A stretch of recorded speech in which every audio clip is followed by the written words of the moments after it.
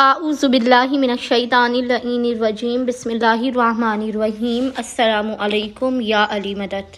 مومنین و مومنات کی خدمت میں آج ایک بے انتہا مجرب و جلالی ترین نماز کا طریقہ، شب قدر کی سب سے افضل ترین نماز کا طریقہ لے کر آئے ہیں۔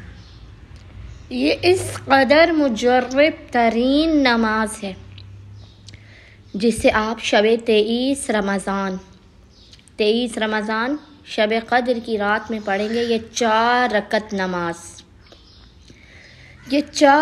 نماز اس قدر مجرب ہے کہ اگر آپ کے گناہ ریت کے ذرات کے برابر اور دریا کی موجوں کے برابر بھی ہوں تو خداوند متعال انہیں معاف کر دے گا،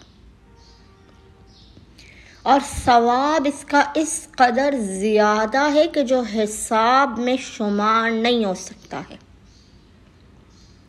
دنیا کی بڑی سے بڑی مشکل اور مصیبت سے اگر آپ نکلنا چاہتے ہیں اور بڑی سے بڑی حاجت کو اگر آپ فوراً حاصل کرنا چاہتے ہیں تو شب قدر کی اس سب سے جلالی اور افضل ترین 4 رکعت نماز سے مومنین قطعاً بھی غافل نہ رہیں۔ آج اس نماز کا بے انتہا آسان طریقہ لے کر آئے ہیں، اور یہ نماز جعفر طیار، سب سے جلالی اور مجرب ترین نماز ہے۔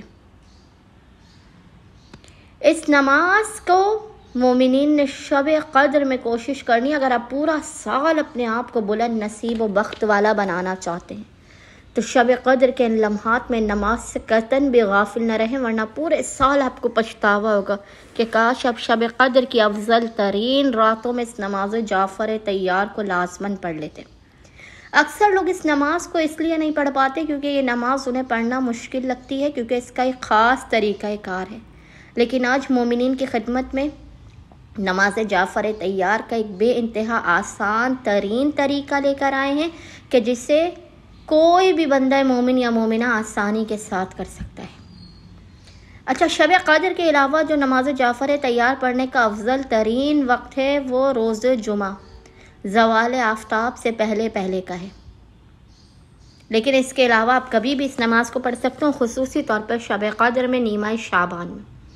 نماز جعفر طیار کا جو پہلا طریقہ ہے اس سے اکثر مومنین طویل ہونے کی وجہ سے نہیں پڑھ پاتے، وہ طریقہ بھی آپ کو انشاءاللہ تعالی اسکرین پر لکھا ہوا نظر آ رہا ہوگا۔ اس طریقے کے بعد ہم آپ کو شب قدر یہ نماز جعفر طیار کا سب سے آسان طریقہ بتائیں گے۔ اچھا، پہلا طریقہ یہ کہ آپ نے نماز جعفر طیار کو 2 رکعت کر کے 4 رکعت پڑھنی ہے۔ نیت یہی کرنی ہے کہ نماز جعفر طیار پڑھتا یا پڑھتی ہوں قربتاً اللہ۔ اچھا، اس نماز میں آپ نے الحمد کے بعد آپ کسی بھی سورے کو پڑھ سکتے ہیں۔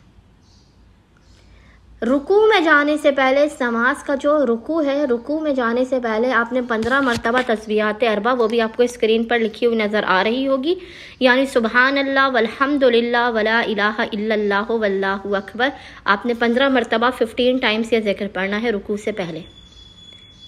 پھر 10 مرتبہ آپ نے رکوع میں پڑھنا ہے، 10 مرتبہ آپ نے رکوع سے کھڑے ہونے کے بعد پڑھنا ہے، 10 مرتبہ آپ نے پہلے سجدے میں پڑھنا ہے، 10 مرتبہ آپ نے پہلے سجدے سے اٹھنے کے بعد پڑھنا ہے، 10 مرتبہ آپ نے دوسرے سجدے میں پڑھنا ہے، اور 10 مرتبہ ہی آپ نے دوسرے سجدے سے اٹھنے کے بعد پڑھنا ہے۔ اس طرح ہر رکعت میں آپ نے 75 مرتبہ 75 ٹائمز تسبیحات اربعہ کو پڑھنا ہے، اور 4 رکعت میں یہ 300 مرتبہ ہو جائے گا۔ یہ اس کا ایک مشکل ترین طریقہ جسے بعض مومنین نہیں کر سکتے اس طریقے کے مشکل ہونے کی وجہ سے۔ اچھا، آسان طریقہ یہ ہے کہ آپ نے 2 رکعت کر کے 4 رکعت نماز جعفر طیار پڑھ لی، اور پڑھنے کے بعد نماز مکمل کرنے کے بعد آپ نے یہی تسبیحات اربعہ آپ نے نماز میں نہیں پڑھنی، دوران نماز آپ نے جیسے رکوع میں سجدے میں اس طرح آپ نے نہیں پڑھنی تسبیحات اربعہ، آپ نے نماز مکمل ہونے کے بعد 300 مرتبہ تسبیحات اربعہ کو، یعنی سبحان اللہ والحمد للہ ولا الہ الا اللہ واللہ اکبر، یہ 300 مرتبہ آپ نے نماز کو مکمل کرنے کے بعد پڑھ لینا ہے۔ یہ اس کا سب سے آسان اور مجرب طریقہ ہے جسے کوئی بھی بندہ مومن یا مومنہ کر سکتا ہے۔ خصوصی طور پر شب قدر میں اس نماز سے قطعاً بھی غافل نہیں رہے۔ اپنی مرادوں کو، اپنی خواہشات کو، آرزوؤں کو پانا چاہتے ہیں تو شب قدر میں اس مجرب نماز کو لازماً پڑھیں، اور ہمیں اور ہمارے خانوادے کو اپنی خصوصی دعاؤں میں نام لے کر لازماً یاد رکھیے گا۔